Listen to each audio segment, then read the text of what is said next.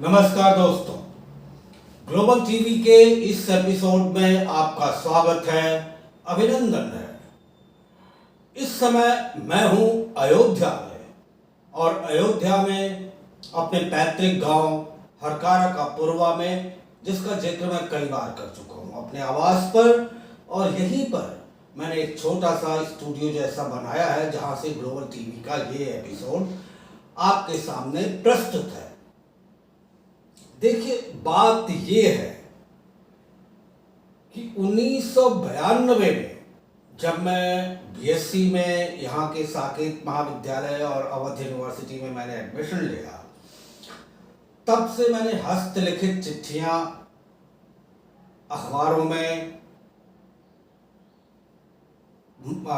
राज्य सरकारों में, प्रधानमंत्री कार्यालय में और न जाने कहाँ कहाँ लिखनी शुरू की। जो परिचित हमारे रहे, मीडिया में रहे या कहीं और रहे। उसके बाद 2003 में मैंने ईमेल करना शुरू किया, या उसके भी पहले शायद। और 2003 से अभी तक मैं लगभग 2.5 से 3 लाख हस्तलिखित चिट्ठियां और ईमेल भेज चुका हूं। इन सब का मजमून होता है समसामयिक विषयों पर मेरी राय, या किसी भी नेता द्वारा, किसी भी मीडिया पर्सन द्वारा की गई टिप्पणी पर उसका विश्लेषण, या समसामयिक विषयों का विश्लेषण। दोस्तों, यकीन मानिए, पिछले 25 साल का जर्नलिज्म का प्रोफेशन मेरे लिए केक वॉक नहीं रहा। पिछले 25 साल के पत्रकारिता के जीवन में मैंने धेला भी नहीं कमाया है, लेकिन मेरी कलम अनवरत चल रही है। 2003 के बाद लिखे गए ईमेल वो अमेरिका के राष्ट्रपति कार्यालय तक गए, जब प्रेसिडेंट बुश वहां के राष्ट्रपति थे। तमाम सारे मीडिया के मित्रों में दिल्ली में बैठे, देश विदेश में बैठे, और न जाने किन किन को गए।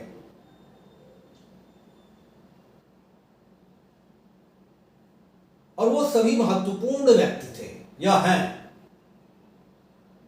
तो ये संघर्ष जो इसी जगह से शुरू हुआ, लखनऊ में मैंने पत्रकारिता की पढ़ाई की बीएससी करने के बाद, और फिर दिल्ली विश्वविद्यालय दक्षिण परिसर में मैंने एक डिप्लोमा किया, बीबीसी में ट्रेनिंग की, और जी न्यूज में मैंने 1.5 साल काम किया।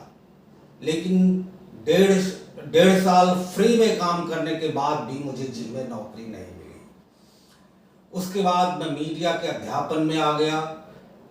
मैंने बेंगलोर के कॉलेज में पढ़ाया, पूर्वांचल यूनिवर्सिटी में पढ़ाया, अवध यूनिवर्सिटी में अपनी सेवाएं दी, IMS देहरादून में, एमिटी यूनिवर्सिटी में, और दुनिया के सबसे पहले जर्नलिज्म स्कूल ESJ पेरिस या पेरिस स्कूल ऑफ जर्नलिज्म का मैं ऑनरेरी कंट्री डायरेक्टर रहा 3 साल।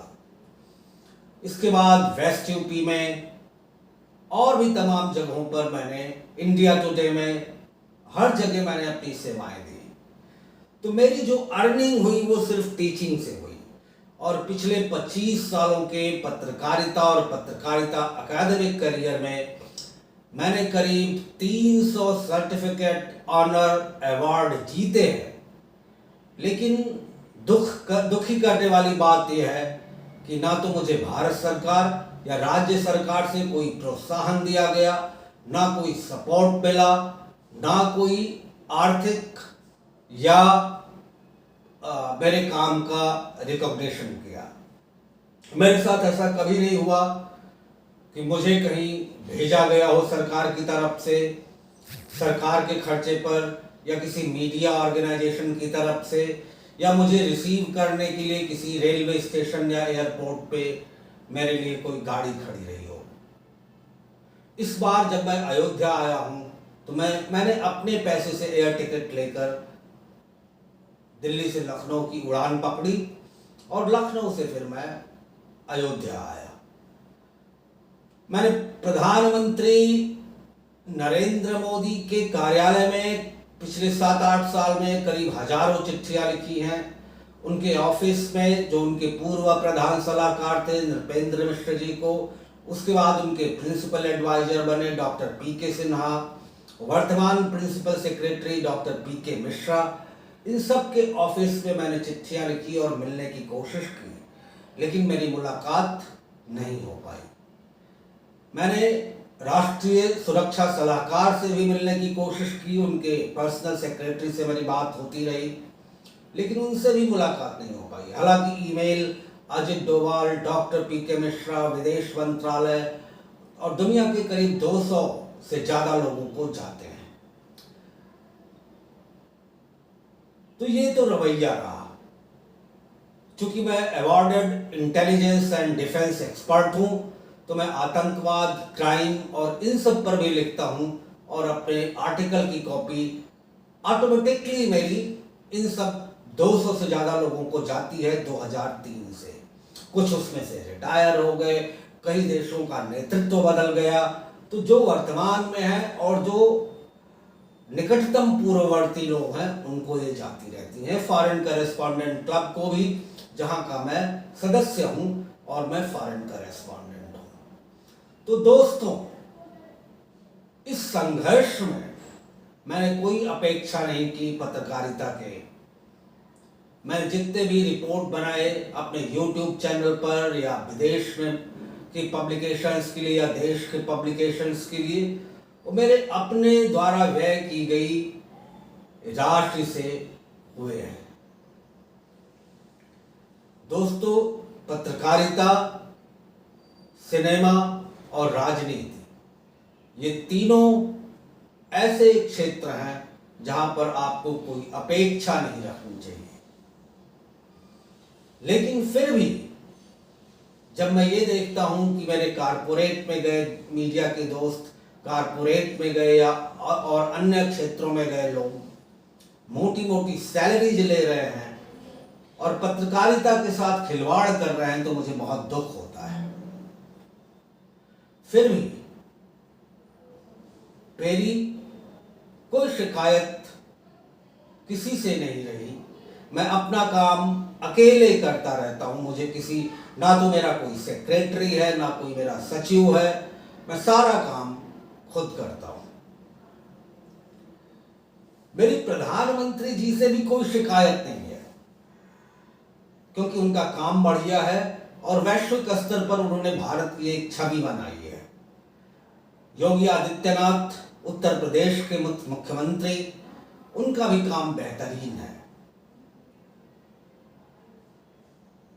मैंने अपने सारे अनुभव the story of an intern नाम की किताब में, जो 7 खंडों में है, 5 खंड इसके लिखे जा चुके हैं, 2 खंड बाकी हैं, अपने सारे अनुभव उसमें शेयर किए हुए हैं। आप चाहें तो अमेज़न पर उसको ले सकते हैं, पढ़ सकते हैं। मेरी अजित डोभाल जी से भी कोई शिकायत नहीं है, क्योंकि वो भी बेहतरीन इंसान है और राष्ट्रीय सुरक्षा में उनका अभूतपूर्व योगदान है। और ये मेरे लिए गौरव की बात है कि प्रधानमंत्री को और राष्ट्रीय सुरक्षा सलाहकार के साथ साथ principal secretary of prime minister doctor PK Mishra ji को मेरी चिट्ठियां लगातार मिलती रहती हैं। और काफी जद्दोजहद मेरे दिमाग में चल रहा था कि जब मैं चीन में बैठे अपने दोस्तों को चिट्ठियां लिखता हूं तो मेरे ऊपर सवालिया निशान लगाया जाता है। मीडिया के दोस्तों, थिंक टैंक के दोस्तों, जब मैं सेंट्रल इंटेलिजेंस एजेंसी और यूएस सीक्रेट सर्विस में बैठे अपने दोस्तों को चिट्ठियां लिखता हूं, तब भी सवालिया निशान लगाया जाता है।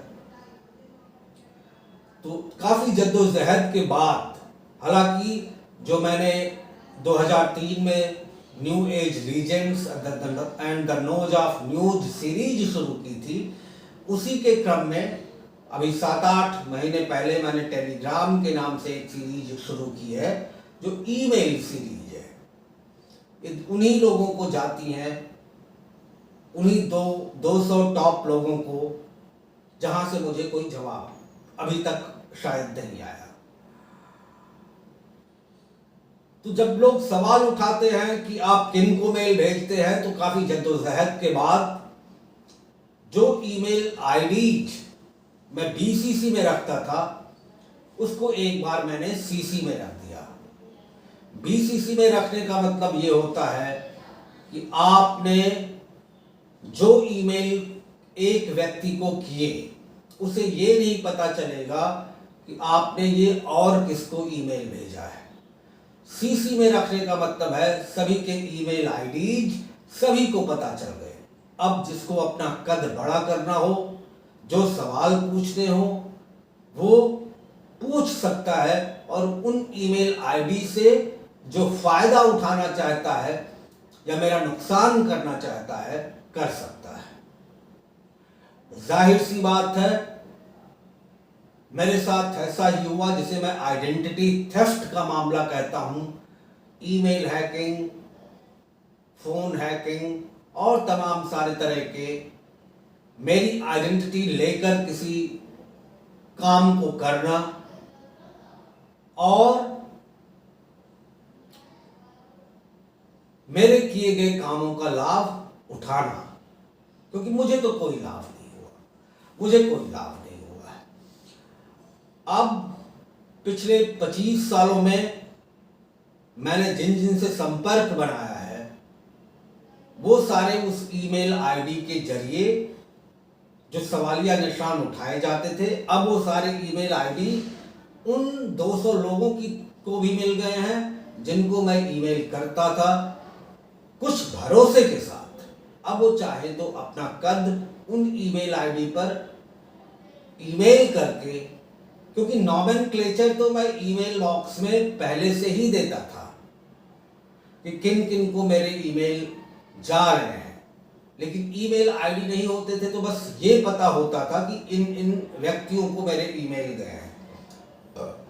अब वो ईमेल आईडीज भी उन 200 लोगों के पास सारे 200 लोगों के आ गए हैं, तो जिनको जो फायदा उठाना हो उठा सकता है। अब बात अयोध्या में जो निर्माण कार्य चल रहे हैं, जो प्रगति हो रही है उसके लिए मैंने करीब 2 घंटे की एक डॉक्यूमेंट्री बनाई है जो अगले एपिसोड से मैं आपको दिखाऊंगा। इस एपिसोड में मुझे यही बातें कहनी थी।